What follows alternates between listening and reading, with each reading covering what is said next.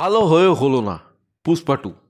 বন্ধুরা, আজকের এই ভিডিওতে আমি এমন কিছু ফ্যাক্টর তুলে ধরবো যেগুলো থাকলে হয়তো পুষ্পা টু আরও ভালো একটা সিনেমা হতে পারতো, এবং এমন কিছু ফ্যাক্টর তোমাদের সামনে আমি তুলে ধরবো যেগুলোর জন্য আজকে পুষ্পা টু হয়েছে।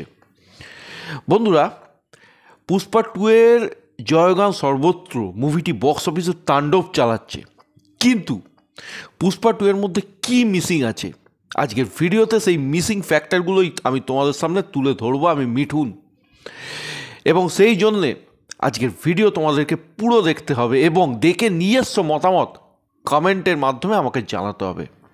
ভিডিও শুরুতে গুরুজনদের জানাই আমার প্রণাম এবং ছোটদের জানাই আন্তরিক ভালোবাসা এবং শুভেচ্ছা। সঙ্গে থাকো, দেখতে থাকো মিঠুন মুভি জাদু।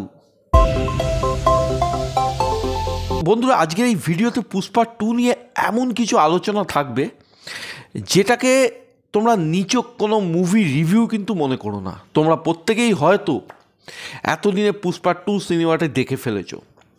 আমি এমন কিছু ফ্যাক্টর তোমাদের সামনে তুলে ধরবো যেগুলো থাকলে হয়তো পুষ্পা টু আরও অনেক ভালো সিনেমা হতে পারতো। যাই হোক, পুষ্পা টু আমি যখন দেখলাম, আমি পুষ্পা টু এর সাথে Pushpa three, Pushpa four, Pushpa five সব কটা মুভি দেখে ফেললাম। ব্যাপারটা একটু খোলসা করে বলি। বেসিক্যালি পুষ্পা টু কিন্তু কোনো একটা গল্পের ওপর দাঁড়িয়ে নেই, অনেকগুলো ছোটো ছোটো ইভেন্ট, সেগুলোকে একত্রিত করে পরিচালক সুকুমার পুষ্পা টু এর একটি গল্পকে দাঁড় করিয়েছেন। এই মুভিতে প্রচুর ছোটো ছোটো ইভেন্ট আমরা দেখতে পাই, প্রচুর ছোটো ছোটো হার্ডেলস আমরা দেখতে পাই, যেগুলো পুষ্পার সামনে রেখে দেওয়া হয় এবং সেগুলোকে পুষ্পা বা পুষ্পারাজ বা আল্লু অর্জুন এক নিমেষে সলভ করে দেয়, just like a cake walk. এবং এই হার্ডেলগুলো কিন্তু পুষ্পার সামনে কোনো ডিফিকাল্টি আনতে পারে না সেইভাবে, খুবই দুর্বল। এবং আমার মতে মনে হয় এই হার্ডেলগুলোকে যদি একটু চ্যালেঞ্জিং করা হতো, একটু টাফ করা হতো এবং পুষ্পাকে সেই হার্ডেলগুলো পেরোতে একটু বেগ পেতে হতো, তাহলে হয়তো গল্প অনেক বেশি জমাটি হতে পারত। পুষ্পা টুকে প্যান ইন্ডিয়া মুভি বলে প্রমোট করা হয়েছে, কিন্তু পুষ্পা টু এর যে অ্যাকশন দৃশ্যগুলো সেগুলো কি সত্যি প্যান ইন্ডিয়া লেভেলের? দেখো, পুষ্পা টু আমি দেখেছি, পুষ্পা টু এর যে অ্যাকশন দৃশ্যগুলো সেগুলো দেখতে খুব ভালো, সেগুলো কনভিন্সিং না হলেও আল্লু অর্জুনের যে পারফরমেন্স, তার দৌলতে সেগুলো পুল আপ হয়ে যায়।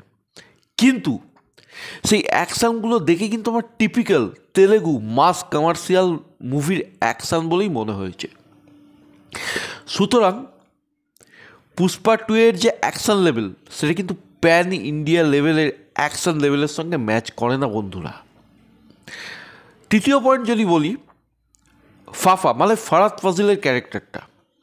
দেখো, বেসিক্যালি পুষ্পা টু এর কোনো পার্টিকুলার কিন্তু ভিলেন নেই মুভিটার মধ্যে, এবং যে ফাফার ক্যারেক্টার, যেটাকে প্রথমে যেভাবে ক্যারেক্টারটাকে আনা হয়েছিল একটু মেন্টাল, সেই ক্যারেক্টারটাও কিন্তু সেইভাবে বিল্ড আপ নেই।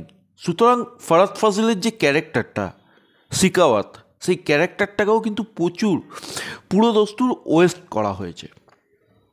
এবং আমার মনে হয় সেই ক্যারেক্টারটাকে যদি পরিচালক সুকুমার ঠিকঠাকভাবে ইউজ করতেন এবং পুষ্পার সামনে একদম টক করে আনতেন, তাহলে হয়তো খেলাটা আরেকটু বেশি জমতো। কি মনে হয় তোমাদের এই ব্যাপারে? আমার মনে হয় পুষ্পা টু এর ক্ষেত্রে ফারাদ ফাজিলের ক্যারেক্টারটা অন্যতম একটি দুর্বল পয়েন্ট, সেটাকে ঠিকমতো এস্টাবলিশই করা হয়নি। পুষ্পা টু এর আরেকটা মূল যে ফ্লস আছে, যেটা আমার মনে হয়, সেটা হচ্ছে আমরা তো পুষ্পা টু দেখতে গেছি, পুষ্পার অ্যাটিটিউড, পুষ্পার সোয়াগ দেখতে গেছি, কিন্তু সেইভাবে যদি দেখি মুভির মধ্যিখানে সেইভাবে কিন্তু কোনো অ্যাকশান দৃশ্য রাখা হয়নি। এবং মুভির সেকেন্ড হাফটা মূলত ফ্যামিলি ওরিয়েন্টেড হয়ে যায়। আমরা আলা বৈকুণ্ঠপুরম দেখতে যাইনি, আমরা পুষ্পা টু দেখতে গেছি। পরিচালক কোথাও যেন সব কিছুরই একটা মিশ্রণ রাখতে চেয়েছেন, ফ্যামিলি সেন্টিমেন্ট, অ্যাকশন সব কিছুরই একটা ব্লেন্ডিং রাখতে গেছে। এখানেই আমার মনে হয় কোথায় গিয়ে যেন খেয়েই হারিয়ে ফেলেছেন। পুষ্পা টু মুভির ক্ষেত্রে এমন কিছু অপ্রয়োজনীয় চরিত্র নির্মাণ পরিচালক করে ফেলেছেন যেগুলো না থাকলেও হয়তো ছবিটির কোনো ক্ষতি হতো না। যেমন পুষ্পা টুতে ভাইজি, পুষ্পার যে ভাইজি সেই চরিত্রটা। মুভির অন্যতম দুর্বল দিক হচ্ছে মুভিটির গান। বন্ধুরা, পুষ্পা মুভিটির কথা তোমরা মনে করো, পুষ্পা মুভিটি সফলতার অন্যতম কারণ ছিল সেই মুভির গানগুলো চরম জনপ্রিয়তা লাভ করেছিল। কিন্তু পুষ্পা টু কোথায় গিয়েও জানো সেই জনপ্রিয়তা ছিটে ফোটা পেল না গানের দিক দিয়ে। হ্যাঁ বন্ধুরা, পুষ্পা টু এর গানগুলো কিন্তু সেই লেভেলের হয়নি। সুতরাং ওভারঅল পুষ্পা টু একটা টিপিক্যাল অ্যাভারেজ মুভি হয়ে থাকলো, যেটা একটা সময় গিয়ে গল্পের খেই হারিয়ে ফেলে, যেটা একটা সময় গিয়ে ইন্সপেক্টর শিকাওয়াতের মতো চরিত্রকে ওয়েস্ট করে ফেলে, যেটা আমাদেরকে ভালো গান প্রোভাইড করতে পারে না। এবং অ্যাকশন লেভেলও যদি বলি, সেই প্যান ইন্ডিয়া লেভেলের অ্যাকশন কিন্তু পুষ্পা টু এর মধ্যে আমরা দেখতে পেলাম না। তোমাদের হয়তো মনে হতে পারে আমি এতক্ষণ দাঁড়িয়ে দাঁড়িয়ে পুষ্পা টু এর সমালোচনা করছি, কিন্তু না, আমি পুষ্পা টু এর সেই সমস্ত পয়েন্টগুলো তুলে ধরছি যেগুলো থাকলে হয়তো পুষ্পা টু অনেক বেশি গ্রহণযোগ্যতা পেত। তবে পুষ্পা টু এর বেশ কিছু এক্স ফ্যাক্টর আছে যে জন্য আজ পুষ্পা টু এর জায়গাটা পেয়েছে, যে জন্য আজকে পুষ্পা টু হয়ে উঠতে পেরেছে। বন্ধুরা, সুকুমার তার মুভিতে যে মেন চরিত্র থাকে সেই চরিত্রকে দিয়ে অনেক এক্সপেরিমেন্ট করান। তার রঙ্গস্থলম মুভিটা যদি দেখো, সেই মুভিতে যে হিরো ছিল রামচরণ, সে কানে শুনতে পেত না, এবং পুষ্পা টু এর মধ্যেও কিন্তু একটা শারীরিক প্রতিবন্ধকতা আছে, সে কাঁধটাকে একটু নামিয়ে চলে। সুতরাং পুষ্পা টু এর যে হিরোকে দিয়ে এক্সপেরিমেন্ট, এই জিনিসটা কিন্তু খুব ইউনিকনেস করে। অন্তত তেলেগু ইন্ডাস্ট্রিতে হিরোর ওপর এরকম এক্সপেরিমেন্ট করা ডিরেক্টর খুব কমই আছে। পুষ্পা টু এর সবথেকে বড় এক্স ফ্যাক্টর হচ্ছে আল্লু অর্জুনের পারফরমেন্স, পুষ্পা বলি বা পুষ্পা টু বলি, একেবারে মারকাটারি। ছবির গল্প ক্লিশে হলেও আল্লু অর্জুন পারফরমেন্স দিয়ে পুরো কভার করে দেয়। আমি কিছুক্ষণ আগে পুষ্পা টু এর ফাইট সিকোয়েন্সগুলো নিয়ে কথা বলছিলাম, অবাস্তব, ঠিক প্যান ইন্ডিয়া লেভেলের নয়। কিন্তু আমি যখন বড় পর্দায় এই মুভিটি দেখছিলাম, তখন এই অ্যাকশান দৃশ্যগুলো কিন্তু আমার যথেষ্ট কনভিন্সিং লাগছিল, বিকজ অফ আল্লু অর্জুন একজনকে হাওয়ায় উড়ে এসে কামড়ে দিচ্ছে, এই জিনিসটা অবাস্তব, কিন্তু জিনিসটা দেখতে ভালো লাগছে আল্লু অর্জুনের জন্যে। পরিচালক সুকুমার পুষ্পা টু এর মধ্যে অনেক জিনিস রিক্রিয়েট করেছেন তার আগের মুভি পুষ্পা থেকে। যেমন এই যে হাত পা বেঁধে দেওয়ার সিনটা, ওটাকে কিন্তু অনেক বেশি স্কেলে এবারে তিনি দেখিয়েছেন। এছাড়া তিনি কান্তারা থেকেও কিন্তু ইন্সপিরেশান নিয়েছেন, এবং যাত্রার যে সিনটা সেটাকে তিনি সেইভাবে ডিজাইন করেছেন, এবং সেখানেও আল্লু অর্জুনের পারফরমেন্স, অ্যাকশন টপ নোচ। মূলত তেলেগু ইন্ডাস্ট্রিতে আমরা মুভির মধ্যে কি দেখি, মুভির মধ্যে হিরোশিপ দেখি এবং হিরোইনদের অবজেক্টিফাই করার দৃশ্য আমরা দেখতে পাই। হালে ত্রিবিক্রম পরিচালিত গুন্টুর কারাম মুভিটার কথাই যদি ধরি, সেখানে শ্রীলীলাকে একটা দৃশ্যে মহেশ বাবু যেভাবে অবজেক্টিফাই করে, বাপ আলা বৈকুণ্ঠপুরমলো, সেখানে আল্লু অর্জুনই পূজা হেগড়েকে অবজেক্টিফাই করেছে। কিন্তু পুষ্পা টু এই সব কিছুর থেকে কোথাও যেন আলাদা। এই মুভিতে আমরা ফিমেল ক্যারেক্টারদের রেসপেক্ট করতে দেখতে পেলাম হিরোর মুখে, এবং সেটা কোথাও গিয়ে যেন ইন্ডিয়ান ভ্যালু ট্র্যাডিশনের সঙ্গে খাপে খাপ খেয়ে যায়, সেটা কোথাও গিয়ে যেন সাধারণ মানুষের মনে এই চরিত্রটার প্রতি আরও রেসপেক্ট বেড়ে যায়। বেসিক্যালি পুষ্পা কি, পুষ্পা হচ্ছে আমাদের সমাজের চোখে একজন ভিলেন।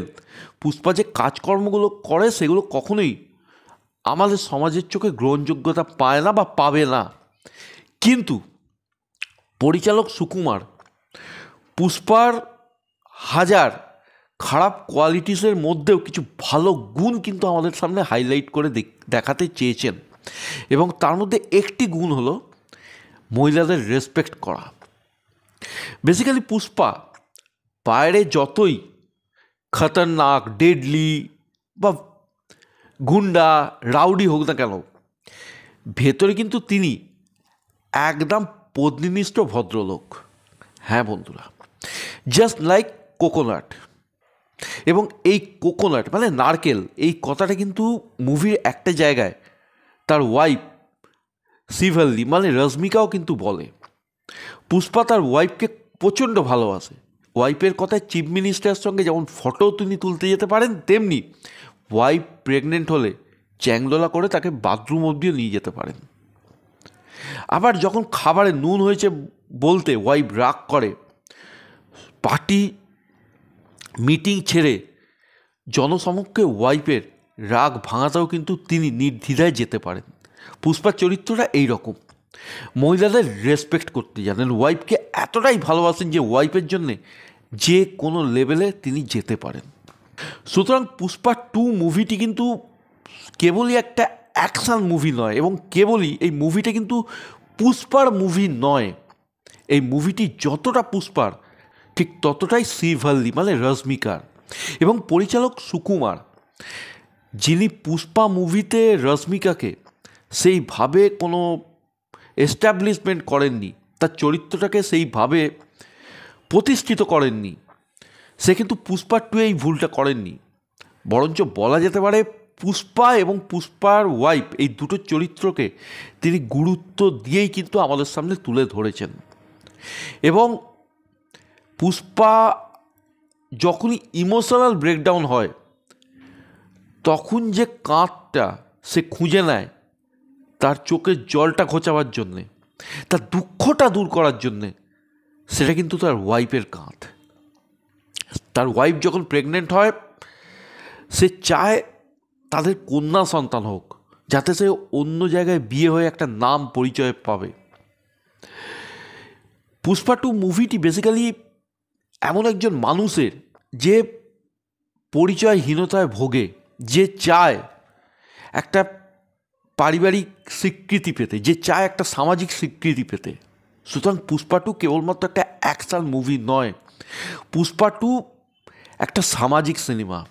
এবং পরিচালক সুকুমার এই যে একটা নিচু শ্রেণীর মানুষের এই যে দুঃখ, এই যে পরিচয়হীনতায় ভোগার যে যন্ত্রণা, সেটাকে এই মুভির মাধ্যমে অত্যন্ত দক্ষভাবে তুলে ধরেছেন। এবং আমার মনে হয় পুষ্পা 2 মুভিটি ওই জন্য এত সাধারণ মানুষের সঙ্গে রিলেটেবল, কারণ এই রকম মানুষ কিন্তু আমাদের সমাজে প্রচুর আছে, যাদের পরিবার থেকেও পরিবার পাশে দাঁড়ায় না, যারা পরিবারের থেকে আলাদা হয়ে একটা আলাদা জগতে দুঃখ কষ্ট চেপে রেখে বসবাস করে। সুতরাং ভালো মন্দই মিশে কিন্তু পুষ্পা 2 একটা অ্যাভারেজ মুভি, একটা ডিসেন্ট মুভি, যেটা আমার মনে হয় কিছু জিনিস থাকলে ভালো হতেও পারত, এবং যেটা আমার মনে হয় আল্লু অর্জুন রশ্মিকার পারফরমেন্সে ভালো হয়েছে। এবং হয়তো আল্লু অর্জুন বাদ দিয়ে অন্য কোনো নায়ক থাকলে হয়তো পুষ্পা 2 আজকে এই লেভেলের হতে পারতো না। তোমাদের কি মনে হয় পুষ্পা 2 নিয়ে নিজেদের মতামত, এবং তোমাদের কেমন লেগেছে, এবং কী কী জিনিস থাকলে পুষ্পা 2 আরও বেশি ভালো হতো, কী কী জিনিস আছে বলেই পুষ্পা 2 এত ভালো হয়েছে, আমাকে সমস্ত কিছু কমেন্টে জানাও, কারণ তোমাদের কমেন্ট আমার কাছে ইকুয়ালি ইম্পর্ট্যান্ট, ইকুয়ালি ভ্যালুয়েবল। এবং আজকের ভিডিও সম্বন্ধে তোমাদের কি মত সেটাও কিন্তু জানাতে ভুলো না। যদি ভিডিও ভালো লাগে ভিডিওটাকে লাইক করো, শেয়ার করো, চ্যানেল বা ভিডিও নতুন হলে সাবস্ক্রাইব করো, এবং ফার্দার নোটিফিকেশনের জন্য বেল আইকনটি কিন্তু ক্লিক করতে ভুলো না। সকলে ভালো থেকো, সুস্থ থেকো, টেক কেয়ার, বাই বাই।